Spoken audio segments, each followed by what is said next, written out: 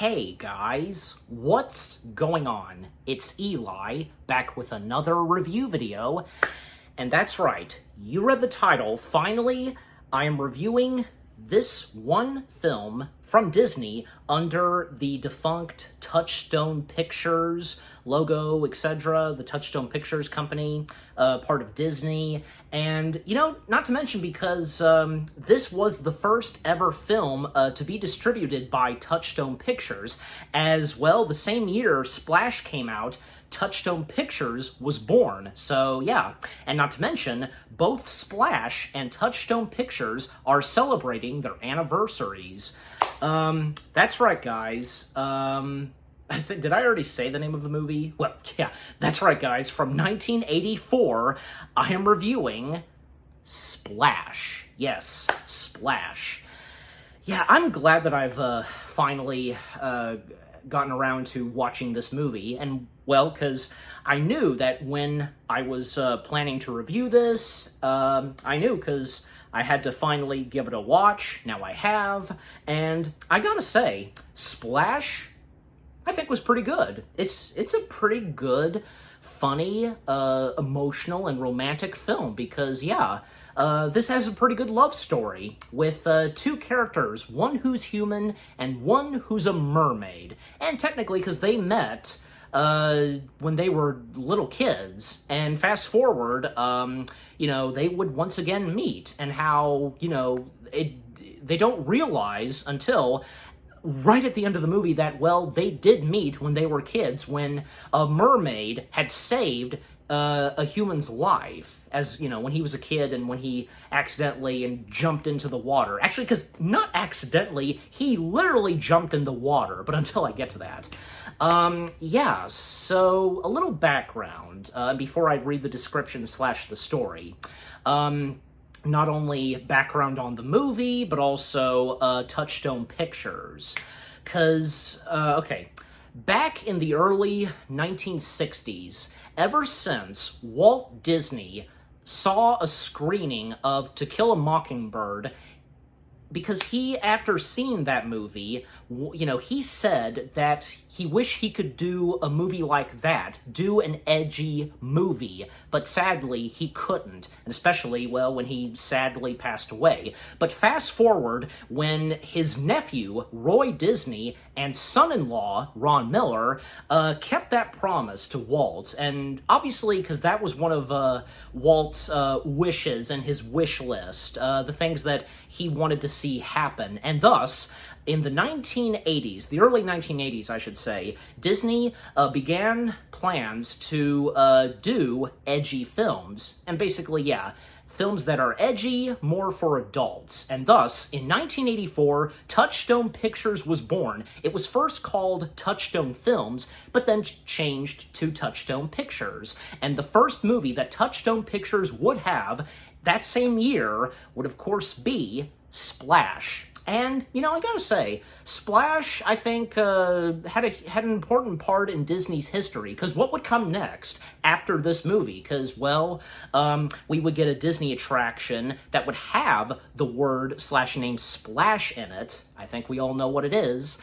And also, Splash having a big influence on The Little Mermaid. Yeah, because Michael Eisner, who was CEO at the time, he really enjoyed Splash, and he wanted to do something else Splash, like for there to be a sequel, but sadly that never came to be, and thus, well, because there were, plans for doing something else, mermaid-related, which would be animated, and that, of course, being The Little Mermaid. And not to mention because, well, the main mermaid character in Splash, well, because, she has blonde hair, Ariel, well, she was originally at one point going to have blonde hair, but they changed it to red, so they don't want to have it be just like, say, the mermaid in Splash and so on. And also the color of her mermaid tail, because that was given a green toned color, which went very well with Ariel's tone of red hair. Yeah, and I think we all be glad the choice of colors they went for Ariel's hair and mermaid tail / fin.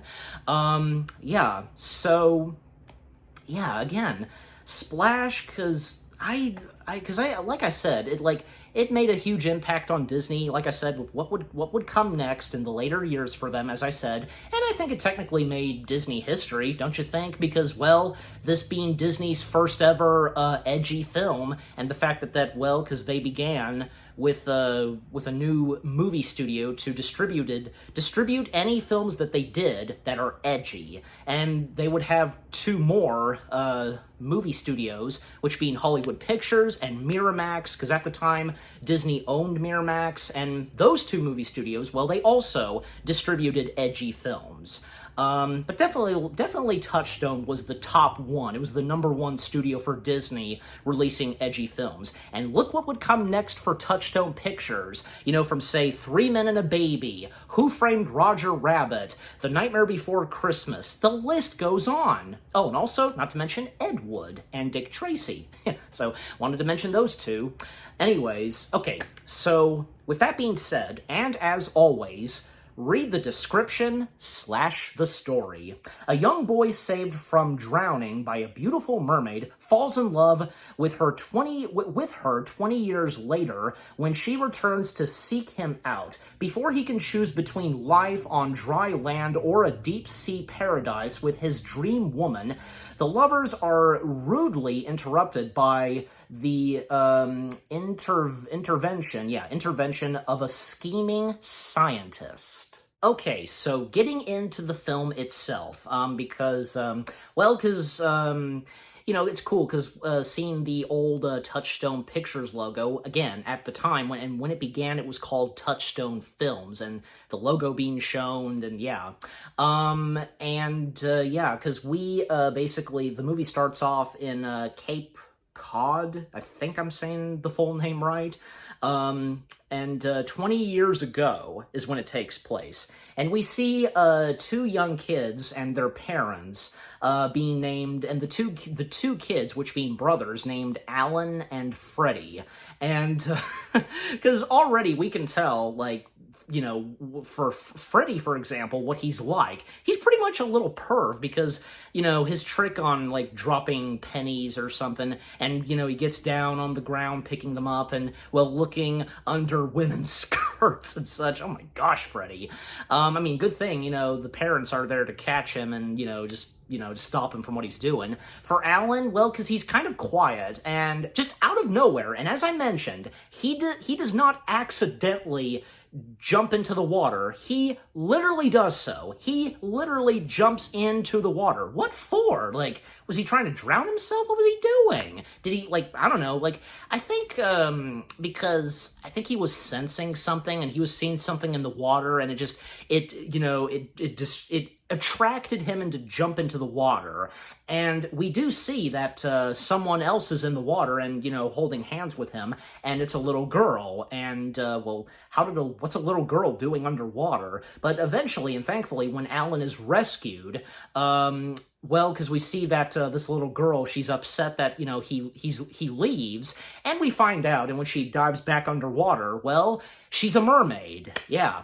So fast forward, and we come to New York City, and I don't know, is it me, or is Splash one of those films that definitely was one of those, like, top films in 1984 to be shot in New York City? Because there was Ghostbusters, the first Ghostbusters film, that is, and Muppets Take Manhattan. Like, those three movies that came out the same year, taking place in Manhattan, the Big Apple, yeah.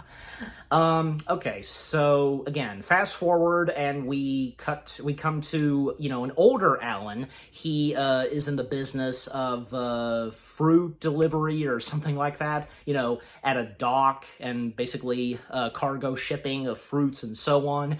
And older Alan, Alan Buer, I hope I'm getting the last name right, being played by good old Tom Hanks. And fun fact, Splash is Tom Hanks's first ever big screen theatrical film and such, because before this, he started off doing some acting on TV. He even did a TV movie at one point before doing this. And he was on Happy Days, yeah. Well, you know, I think it was Happy Days or something else. And unfortunately, because the show that he was on, it got canceled. He wasn't working at that time. But at some point, he teamed up with Ron Howard, the director of Splash, because at that time and before Disney acquired the rights to, you know, to do this movie, nobody wanted to do Splash. And Tom Hanks having a huge part in this, helping out Ron Howard and so on. But of course, eventually, Disney would distribute it. They would do this movie and under the Touchstone Pictures logo. And again, that being Disney's first edgy film. So yeah. And Tom Hanks was, I think he was expecting at first to play a supporting role, but no. He got the leading role, and not to mention because other big names like Chevy Chase, Michael Keaton, the list goes on, they turned down the role of Alan, so thus, Tom Hanks got the role, and rightfully so. So again, Alan in the business of, you know, fruit delivery and stuff like that being, you know, shipped in and so on. In fact, he's, you know, having a bit of a tough time, like, you know, interacting with one guy, you know, that ordered, I think, strawberries or something, and that being McCulkey, or if I don't even think I'm saying that name right. But basically, yeah, Ron's late dad, Rance Howard, makes a cameo in this, as well as Ron's little brother, Clint, at some point in the movie, yeah. Because, you know, most of the time, like, when in Ron Howard's movies, he would have his family make an appearance, like, you know, again, most notably, Clint Howard, so yeah. Then of course we then come to, you know, the appearance of Alan's brother, Freddie, older Freddie, being played by the good old legendary late John Candy, yeah. And fun fact, because about John Candy, a few fun facts, because he wanted to play the role of the doctor named Walter Kornbluth, yeah.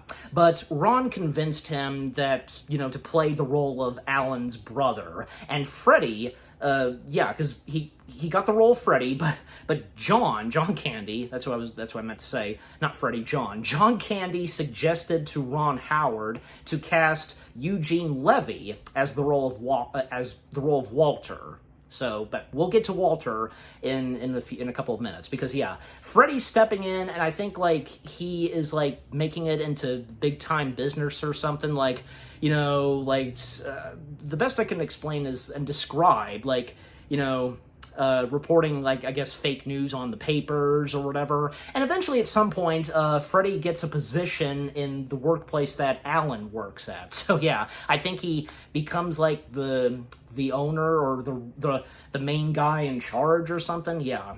But anyway, so even like say a couple of other co-workers that work, you know, they're pretty funny. I mean, even though they don't have that much of huge roles in this, like Jerry being played by Bobby DeCiso, if I'm saying that right, and yeah, there's also Mrs. Stimler. Yeah, she was pretty funny because, you know, it's like she kind of has a few problems. Not like, you know, not to sound rude against her, and that goes for Alan and Freddie. But the thing is, like, and as Alan explains to Freddie, like, I think like she got hit by lightning or something, struck by lightning, and just saying some things like, well, basically her letting Alan know, because like basically receiving a message or something to, you know, from his father, which Alan corrects and, you know, addresses Mrs. Stimler that he and Freddie's dad, they had passed away 5 years ago. And at times she wears random wardrobe, like a bra outside, or like one of those like hair bonnets or bandits. I know there's a specific name to it, but I don't know. If you've seen the movie and know what she's wearing at one point, you know. So yeah. We also because Alan, he's technically in a relationship at the start of this movie with a girl named Victoria. We never see Victoria, but, you know, early in the film and at the start, well, because he's receiving a couple of phone calls from Victoria, and at one point, because things are things don't seem to look pretty good for Alan and Victoria, because Victoria, well, it is addressed that they're not married. They're still, I guess, boyfriend and girlfriend, or even if they're engaged. I don't think, because it's established that they're engaged, but they're in a relationship. But Victoria, sadly, is moving out of his apartment, and she asks on the phone, we don't hear her voice, but, through Alan and what he says, because she asks Alan if he loves her, but he doesn't even say it, and he says it to her, no, it should be her, and, well, right after that, because she did hang up, and thus the relationship between him and Victoria, over, yeah. So, then at one point, because Alan and Freddy, and still doing what he did as a kid, dropping quarters, and yeah, you're too old for that, Freddy, come on, why are you still doing that? By doing that, you'd be, what, anyways. But at one point, because they attend to a church wedding and stuff like that, and there's a couple of people that they know of at the church. Then they ask Alan on how Victoria's doing and if she's coming, and he tells them that, she's not, and then he lets it out that, they broke up and such. And at one point at a bar, because, well, Hank's, his character, Alan, being very depressed after what happened, Freddy's trying to cheer him up, even when Alan is speaking to a couple of people who are couples and such, and talking about love and such, and he thinks that he may not be with someone and he'll grow old and die, that whole thing. And even we see that Freddy, he interacts with these two girls, and even bringing Alan over, but no, because for him, he is going away, and he is basically going to where we saw at the start of this movie, Cape Cod. I hope I am saying the full name right of that name. Anyways, even him making his destination to that place, he takes a cab, and apparently he managed to convince the taxi cab driver to take him to Cape Cod. That taxi driver did look familiar, but yeah, because is it who I think it was? I don't know, because and besides, the taxi cab driver would have to be, named. Oh, yeah, because, by the way, young Alan and young Freddy, they were played by David Krebs and Jason Late, and their parents, Ralph Buer, being played by Bill Smitrovic, if I'm even saying that right, and Mary Buer, being played by Nancy Raffa, yeah. So, yeah, they played their parents. Even the movie doesn't establish, the whereabouts of their mom. We know what happened to their dad, sadly, but still. Anyways, so, alright, I'm not seeing the taxi driver. If I remember to do so, I'll put the name of the taxi driver and, well, the actor's name, and, I'll put a text, So, yeah, eventually Alan makes his way to Cape Cod, and he at one point runs into, whom I mentioned, a scientist by the name of Walter Kornbluth, being played by Eugene Levy. And Eugene Levy, he was pretty good in this. I mean, besides, it's Eugene Levy. He's good in anything, right? One of those actors. He's a very impatient and, dramatic scientist, even having to deal with these two idiot twins, even though they're not identical and they're not biologically twins. They're just dumb, basically, and they just get on his nerves. And Alan is asking directions to him about, to get to, I guess, to an island or something, and Walter, wrongfully suspects that Alan is a spy or something because of what he's doing. So he suspects that he's a spy and tells him to stay away. Where would you get an idea like that? Does he look like, and the way Alan's acting?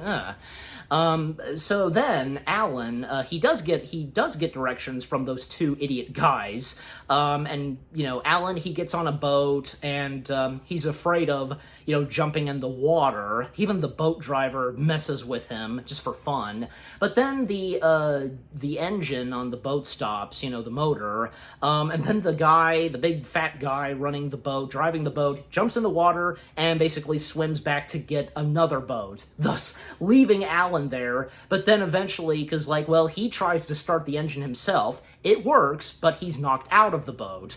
And, you know, he then at one point is hit by the boat, and, well, sure enough, someone in the water, in the ocean, does save him. Well, and who would that be? Well, because we see, and when he's up at shore on a beach, well, we see a very beautiful blonde girl, well, technically, and, well, it's obvious that she's the one that saved him. And, well, because, you know, Alan coming face to face with this blonde girl, he has no idea who she is, and, you know, she doesn't speak any words at first, and, you know, she out of nowhere just kisses him, and then she, you know, runs back into the ocean, and little did Alan know, and when he turned his back, well, because we can see that she's a mermaid, we could see her mermaid tail, and amazing shots where we see this beautiful blonde girl underwater, you know, those underwater shots with this mermaid, and then at one point she stumbled upon and found Alan's wallet, because he left it behind. It was in the ocean, and she knew that she had to get it back to him. And, well, by looking at his address and his information and such in his wallet, she went to this sunken ship. I guess that's like her hideout, I guess. Well, and in the sunken ship, there's like a map and so on. And because, well, she looks and, you know, knowing where Alan lives, and that being New York, so she makes her destination to New York to give Alan back his wallet. But then at one point, because when she's, you know, swimming in the ocean and making her way to New York, well, she did come face to face, well, Walter, because Walter scuba diving, looking for treasure, I assume, and, well, you know, because he saw the mermaid and, you know, trying to take a picture. But, I mean, she swam, you know, too fast, you know, and he didn't manage to get a picture. But because he saw a mermaid, this intrigued him, and, well, to prove as though that he did, in fact, see a mermaid. And, well, because, you know, Alan, he's all right, and, you know, he's got, like, bandages, ugh.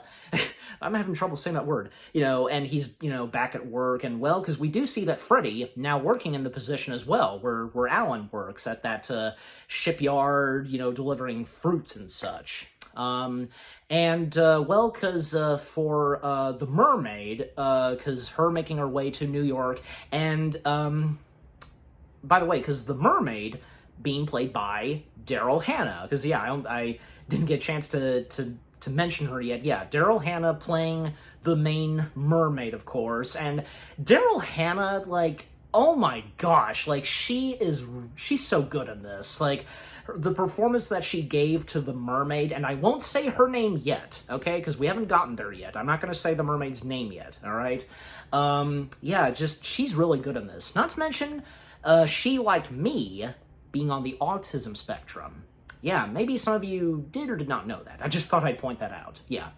Anyways, so, yeah, eventually she makes her way to New York, and she basically makes her way to the Statue of Liberty completely butt naked. And you know what? Speaking of that, I will point this out, because I watched Splash on Disney Plus. I knew that at some point, Splash on Disney Plus, there were a couple of tweaks made to it, just like, say, just for the, you know, the shots of Daryl Hannah's butt. Although I'm pretty sure when I watched it, they restored at least one shot where, well, she climbs up and she makes her way to the Statue of Liberty. I think, yeah, because, like, when it came out on Disney Plus, originally, I believe, yeah, because I think originally they zoomed in, but I think as of now, they restored it back to where it was, and if I remember correctly, there were a lot of people that complained about that, and, well, that was nice of Disney Plus to do so, although I'm pretty sure because they at least kept maybe one or two where they, you know, edited, you know, her butt crack being covered, and, well, by having her hair be long and such, so, yeah, I think, yeah, that's technically still there, but, I mean, not every shot where, okay, anyways, and of course, everybody, you know, the tourists, noticing a naked lady, and thus the police come in, they take her out of there, and, well, because they're not getting anything from her. She can't speak English, although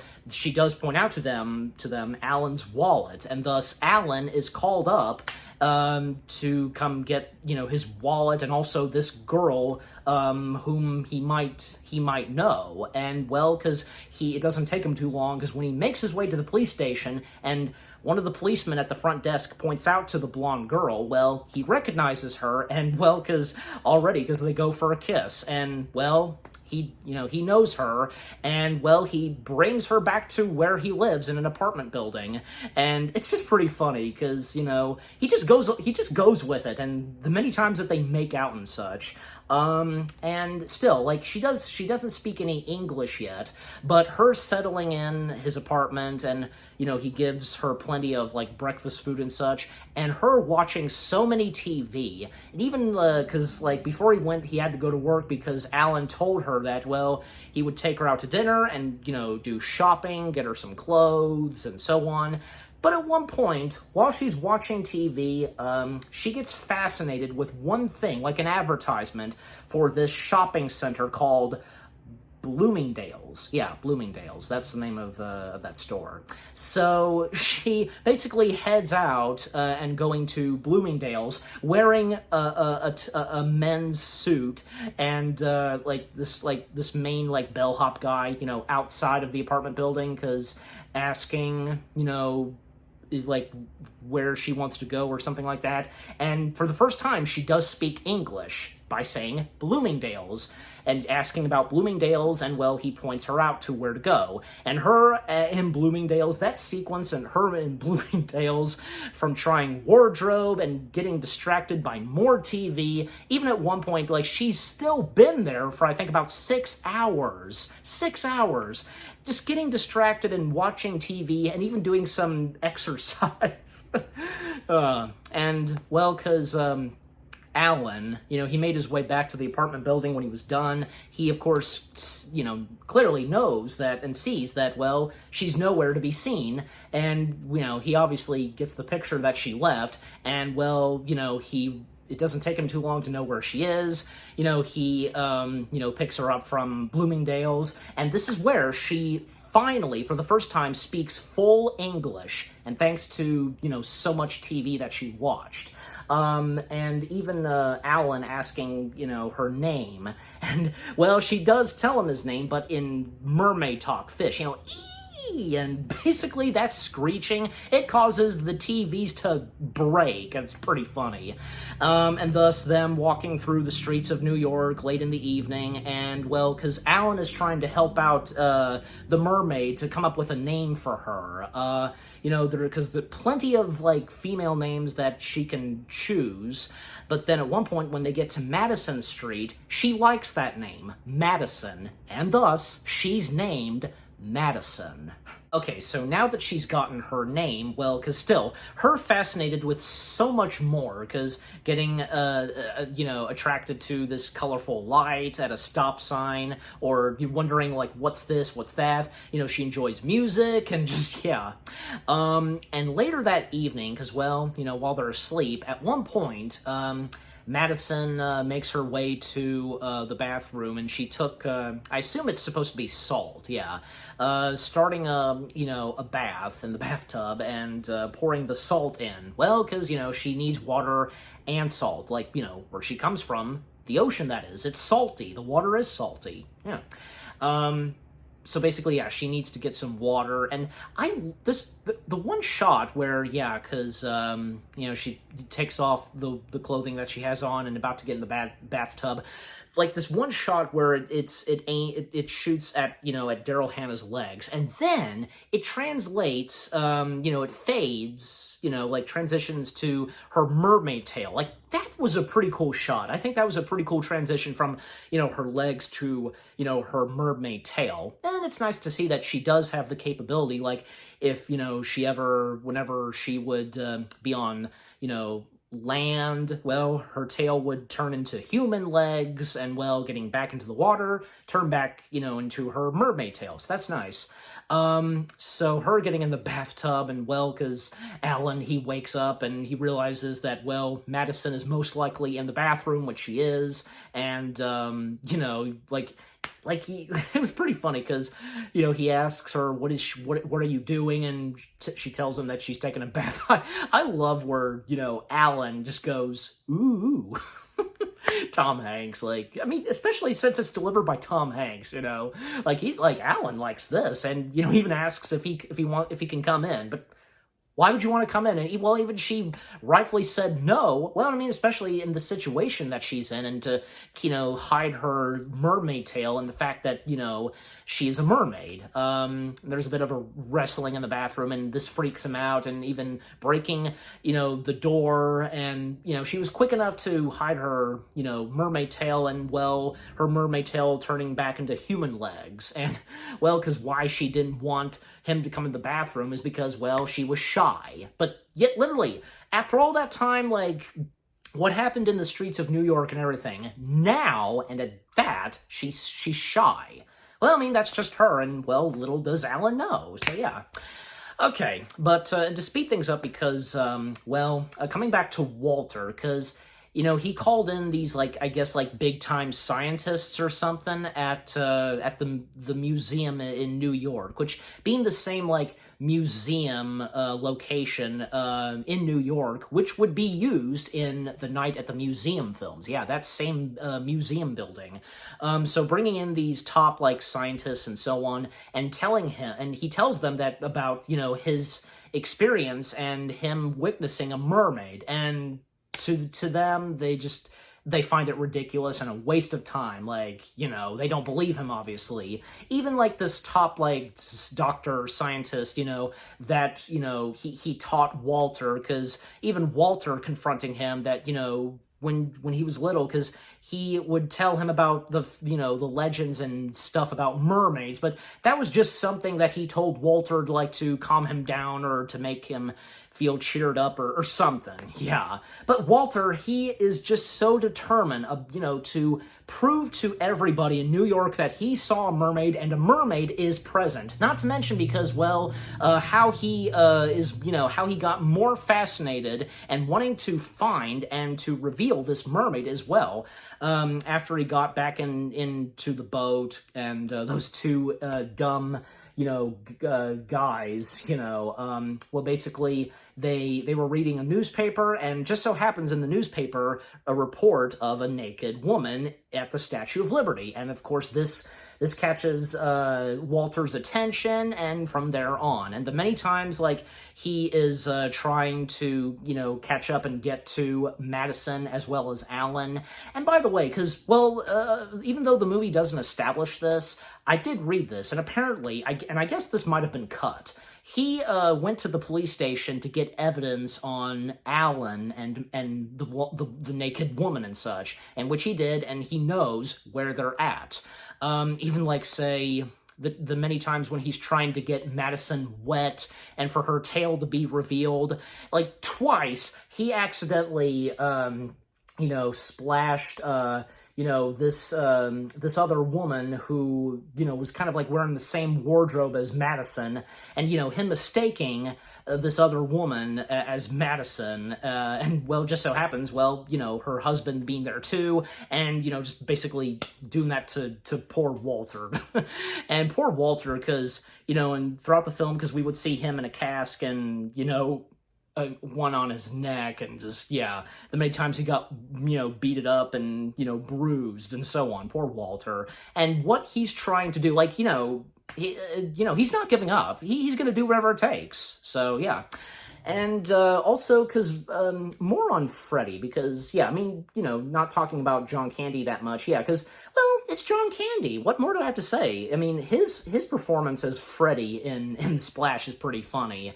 Again, because him in the same business as his brother, and even like when Alan got the call about his wallet being found, and the woman that found it, because he was in a rush, and these guys that Freddy was talking to, and basically making up that he and his brother Alan were in Vietnam War and such.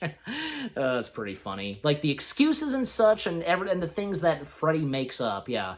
Also, another fun fact about John Candy, he, at one point, was late on set for Splash, which, that's something that John Candy never does, and, people knowing what John Candy is like, and he wouldn't really do something like that. But there was a reason why he showed up late, and, well, he did apologize and explained to Ron Howard, didn't finish his full name. Well, the reason he at one point showed up late on set was because he got drunk. Because he went to a bar, and he just so happened to run into Jack Nicholson. And Jack Nicholson was familiar with John Candy. He offered John Candy some drinks, and thus that's how John Candy got drunk, and so on. And it's not like John Candy did that intentionally, of course. And even, like, obviously I were to assume that Ron Howard would understand this, and after what John Candy said to Ron. So, I mean, obviously everything turned out fine, and yeah, because John Candy, knowing John Candy, because he wouldn't intentionally do something like that, and of course, with what he told Ron, there was a reason, and yeah, that was good on John, and just what a great guy John Candy was, and again, just him and Splash, like, he's good, and even though, like, say, because Freddy just kind of giving Alan a rough time, just, like, nooking him and everything, and even, like, at times, like, Freddy and Alan talking about love and such. And if Alan has fallen in love with Madison, because obviously Freddy is aware of this blonde girl that Alan is hanging out with, and so on. Yeah. Alright, but anyways, and still, to speed things up, because, the many times, we see Alan and Madison having a great time, and, being in love, of course. Well, because, he doesn't say I love you to Madison, but at one point she does. At one point, Alan surprised Madison with a gift, like, giving her a blue box, and she thought that's what it was, but no, because, like, he tells her to open it, and by opening it, it's a music box, and yeah, that's very sweet of Alan. Even at one point, because they, one evening in New York, they go to this one, part of New York at a park, and there's this fountain, and it means a lot to Alan, because he always liked coming to that one location in New York where that fountain is, and he even tells Madison that at some point, and, very soon, that area is going to be, torn out and just, going to put in, like, buildings and so on, and that fountain will be gone as well. And Madison, she's sad to hear about this. And at one point, because when Alan came back from work, and also at one point because Freddy told Alan, gave him a heads up that they'll be having, dinner at this, political restaurant, or just something with that political dinner and such. And apparently, the President of the United States is going to be there. And, because they are basically, they have invitations to go there. So, and, well, Alan, he wants to bring along Madison. And yeah, because as I mentioned, even, Freddy, getting to Alan if, he's in love and so on. So again, when he comes back from work and such, and, he can see, there were these two guys that were coming out of his apartment. Obviously, they dropped off something. And, well, Madison, he surprises Alan with a gift that she got for him. And what could it possibly be, knowing Madison? It's the fountain. Oh my god. And how did they get that in his apartment? That's what I want to know. Maybe they just, took it piece by piece or something? Possibly, but, the movie doesn't establish it, and who cares? It's one of those things, But, you know what? That's a pretty surprising, gift and such that, she got Alan. And how did she get the statue? How did she pay to get the statue? Well, basically, a necklace that she was wearing, she traded it for the fountain. And why did she do that? because, as she says to Alan, she loves him. And, he's slowly but surely, because, he says that he loves the gift, and finally he comes out clean and clear, etc., saying to her, I love you. Yeah, because he finally admits that, yeah, he is in love with Madison. Fun fact, because the fountain, I'm sure a lot of you probably know this, that fountain in this movie, because it would make its way to Disney's MGM Studios, now called Disney's Hollywood Studios.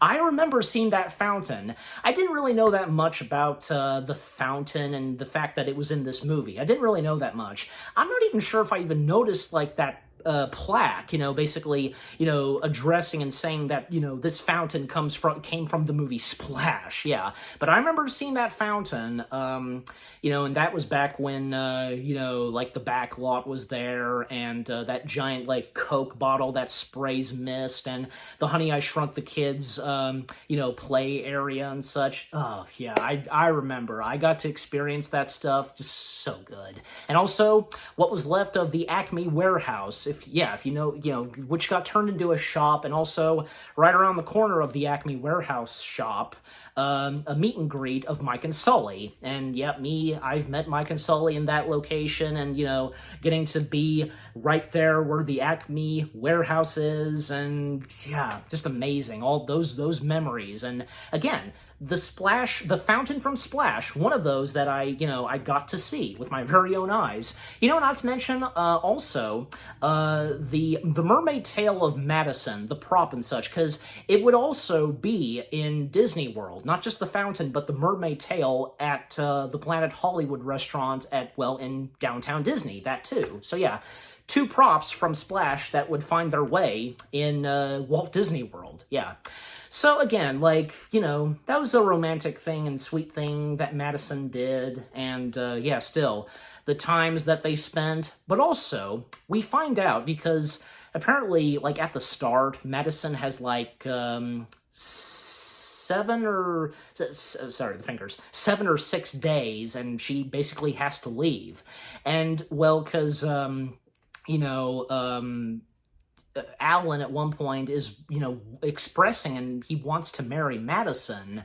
Also, like, at one point, because they go to a restaurant, and it's a fancy restaurant, and basically they're eating lobsters, and just her just munching on it, and just not being, not eating it, fashionably and stuff like that, and everybody's staring, and, well, all that Alan can say is, she's really hungry, so she's starving, yeah.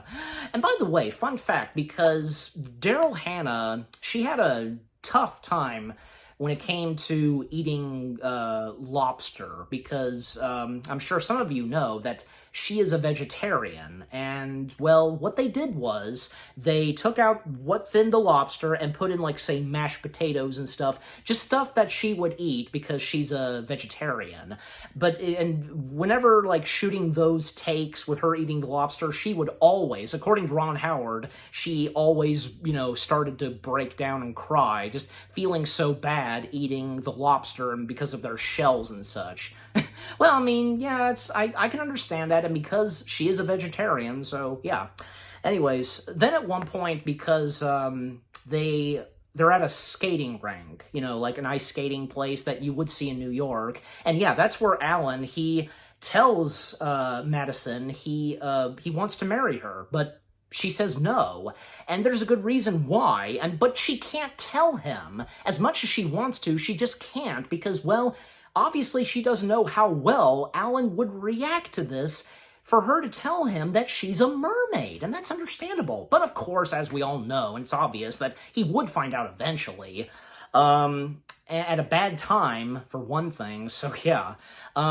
So it starts to become, this hits Alan very hard, and when they continue ice skating, they happen to see this, like, old couple, they're ice skating, and Alan making a comment on them, and he's seen them from time to time in that ice skating rink, and he just goes on and on that, well, because, why can't they have the same thing, and because, well, she doesn't want to marry him, that whole thing. And Madison learns a new thing from Alan, sarcasm, and knowing that Alan is angry and upset, and she becomes upset too. And then at one point she runs off, and Alan, he of course quickly realizes how harsh he was, and he's sorry, trying to get to Madison. But this one guy running the ice skating rink, like just forcibly stopping Alan because he's still wearing his ice skating boots. Chill, dude. He's gonna return them. Jeez. He didn't have to cause him to fall down on the ground.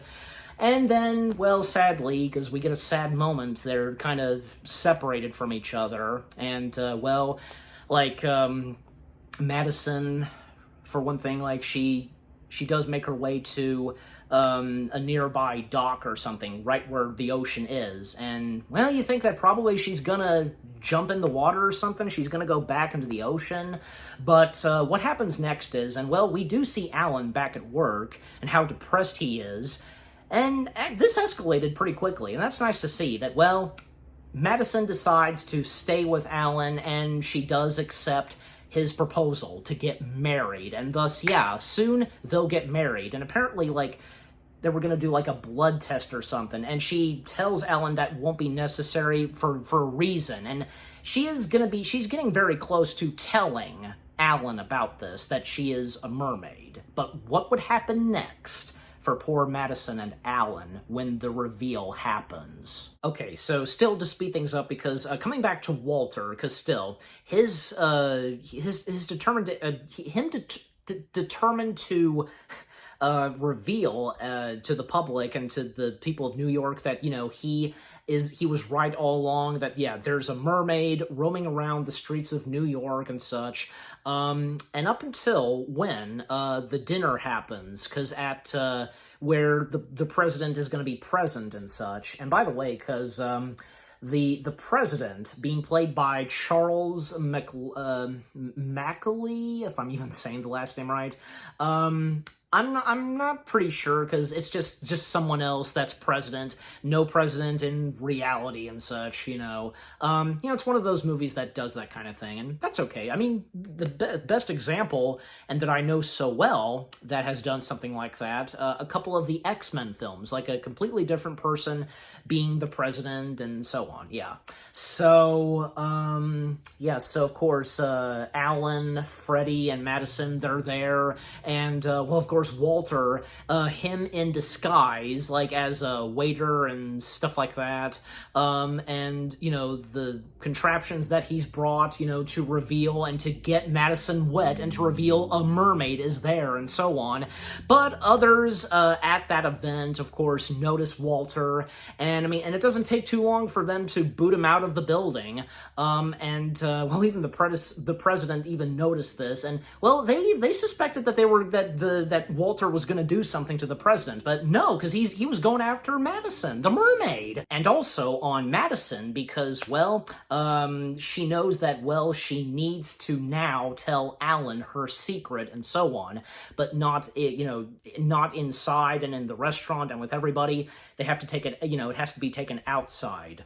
Because Walter's, because he was booted outside and such, but, and even when he can see that, Alan and Madison, they're right outside, and, he's not giving up, and, because thus he does spray water on Madison, and she's revealed right there. Everybody can see, even Alan, and, and I like the delivery of lines that Walter gives, I was right, behold, a mermaid, etc. And what he says. And, sure enough, because Madison is taken and brought in, and where she's going to be, studied and such. This,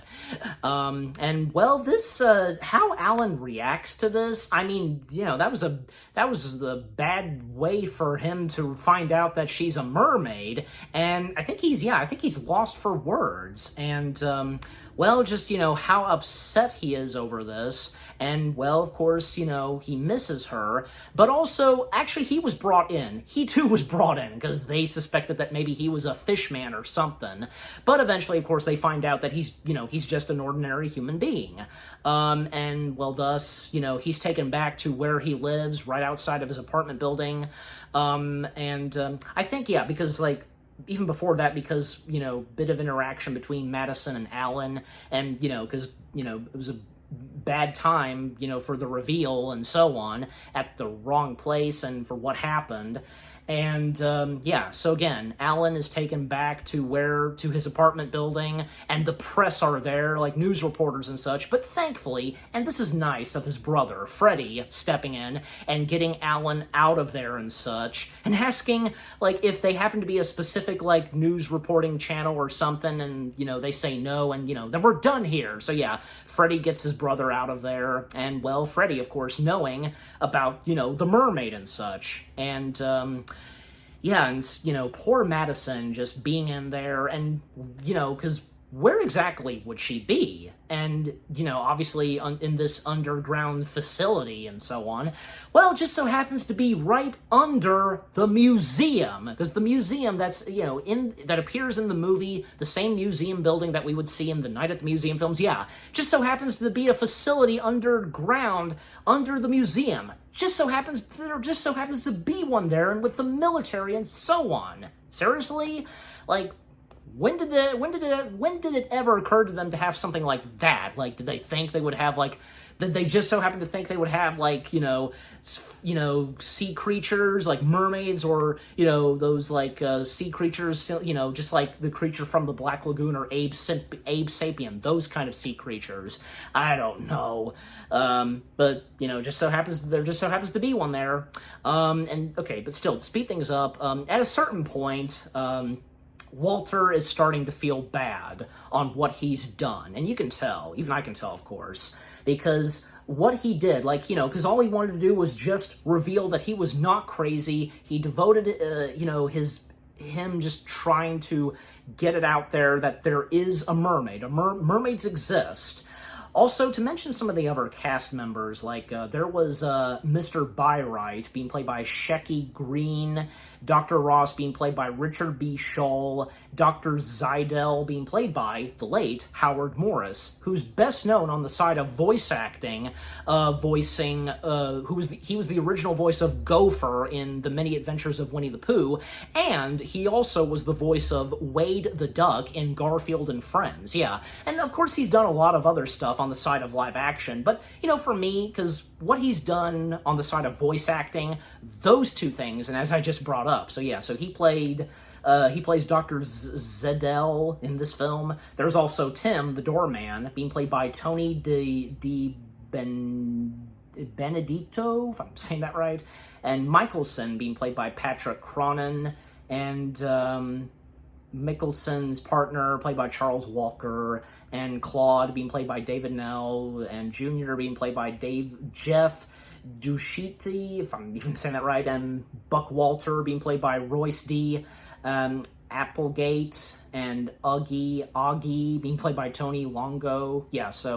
And of course, Mrs. Stein, Nora Denny. But anyway, so I just, I wanted to mention the other cast members of this movie. And of course, most notably, Howard Morris. I need to go back and look, because obviously Howard Morris, I guess I didn't realize which one was Howard Morris. I'll have to go back and look. Anyways, so still, to speed things up, because, Alan, he wants to do something about this. He wants to save and get Madison out of there. And, well, because the answer to that is, well, he goes to Walter. And he just so happens to know where Walter is. He's present at the dentist's office because of, some damaged teeth and so on. And, Alan stepping in, getting the dentist doctor out of there and confronting Walter, just wanting to talk, and, just getting him to help, get Madison out of there. Well, and knowing the location of where Madison is. And, well, Walter, he knows where Madison is. He gives Alan the information. But, in order to get in there, Walter has to, tag along with Alan. And also, not only is it Alan that's tagging along with Walter to go inside in the bowels of the museum, Freddie tags along. Nice to see, good on Freddie's part, helping out his brother. So them going in, and basically they pretend to be Swedish doctors and fooling one security guy, and it's pretty funny. And, well, because Alan and Freddie's Swedish talk is a bit rusty, obviously. And one thing that Freddy says, and that gets the one security guard guy laughing, like, and speaking in Swedish, like something about, you know, penis. It's pretty funny. And that managed to work, and thus they get in there, and they fool one soldier that's guarding the doors where Madison is, well, because, you know, Alan and Madison happily reunited, and Madison was worried that, you know, if, you know, he were to find out, which he did, knowing that she's a mermaid, she would, you know, she felt that, you know, and she feared that maybe he would not love her anymore. But no, because, you know, he understands now, and well, because, no, he is in love with her. And thus, their attempt to escape, pretty funny, because they fool the one soldier out there that, well, apparently, because, you know, by tricking him, saying that the mermaid basically did something to one of the doctor's eyes, like, I guess, like, spraying or water or whatever, acid from her mouth, and it's pretty funny, and, you know, getting the soldier to leave the room, and, well, it's obvious, because they're carrying Madison in a sack, you know, and, you know, they get her out of there, they get in a car, and, well, where's Freddy? Because, well, obviously, he stayed behind, and, well, because when the main doctors, and actually the actual Swedish doctors came in, well, because they find out, and, well, they just so happen to see Freddy in there, and it's like he's fishing in the water tank. It's pretty funny, you know, and that's, you know, that's bait and such, and distracting them, and that's the last time we see Freddy, and, well, you did your part, Freddy. Yeah, good luck getting out of jail. And thus, a chase sequence where Alan, Walter, and Madison, they're in a car, and, well, the soldiers, the military, they're right on their tail, and a chopper is there as well. And even at one point, we see the same taxi driver that Alan interacted with, and, you know, how far the taxi driver drove Alan. Well, the taxi driver's refusing to move his taxi car because, well, the military guys, they need to get moving, and because the taxi driver is refusing, well, they just basically tip over the taxi cab, and the taxi driver, I guess, he doesn't care. So, and at one point, Walter tells Alan to have them, like, get out of the car, and he'll distract them. And best said by Walter, he started this, and now he has to finish it. And Madison, she gives Walter a friendly kiss, you know, kiss of good luck and such. And yeah, Walter attempting to stop them, just, you know, but then eventually, you know, because, like, and how close it's getting to him, he does jump out of the way and lands into, like, a ditch or whatever, you know. And just, you know, bad day for Walter, and that's the last we see of Walter. I mean, hopefully he recuperates and such, yeah. So then eventually they get to a dock, and, well, sadly, this is where they have to say their goodbyes. And, you know, Alan wishing that, you know, he could, you know, see her again and just be with her. And Madison realizes and tells Alan that he can be with her underwater, and he likes the idea, and thinking that maybe he can get back up to shore and see his brother during Christmas and so on for the holidays, etc. But it's not possible, according to Madison. And that's when we find out, well, they find out, and because it was brought up earlier, because when he was a kid, he jumped into the water, and someone was there to help him. And, you know, she realizes, and, well, she tells him that was both of them in the ocean when they were kids. And yeah, so their first encounter, and yet they didn't realize, and up till the end of the film. And thus, well, Alan, he decides to stay, and, well, you know, one last kiss, and she jumps into the water. But even after jumping into the water, they're still on her tail. They're not going to leave her alone. And even Alan, he jumps into the water and, you know, he almost drowns. But thankfully, of course, Madison being there and, well, you know, kissing him, and now he can breathe underwater. And the divers coming in, but thankfully, of course, Madison and Alan, they stop and defeat the divers, especially when they take off their masks, yeah, almost causing them to drown. And thus, Madison and Alan are now officially happily together and now underwater. And thus we get the end credits. And yeah, it's really cool with the end credits because, shots of, them being underwater in the ocean and, well, Alan getting to see the ocean life and a really nice romantic song that plays during the credits. And then at one point,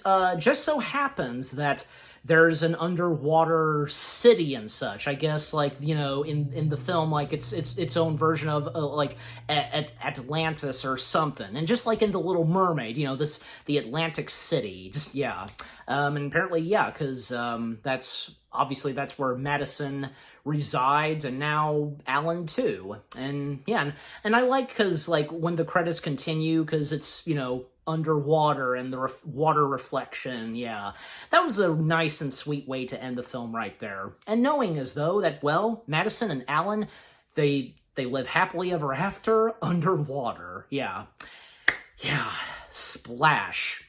What a good, fun, entertaining film this is. And again, this being Disney's first ever edgy film. And am I not wrong? Because, again, I'm pretty sure as though, yeah, it did make history, for Disney and so on. Because when Disney took it upon themselves to finally do what Walt Disney wished were to happen, do edgy films, and thus they did, making a couple of, movie studios from Touchstone Pictures, Hollywood Pictures, and Miramax at the time being a part of Disney. Yeah, those movie studios, companies, etc., being the distributors of films that Disney did that were edgy, yeah.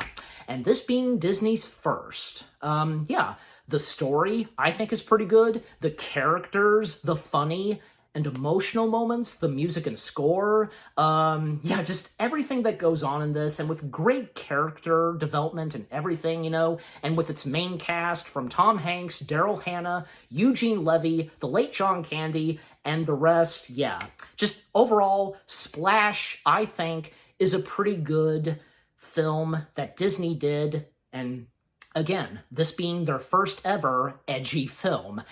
And yeah, how do I rate Splash? Good question, because yeah, why not? I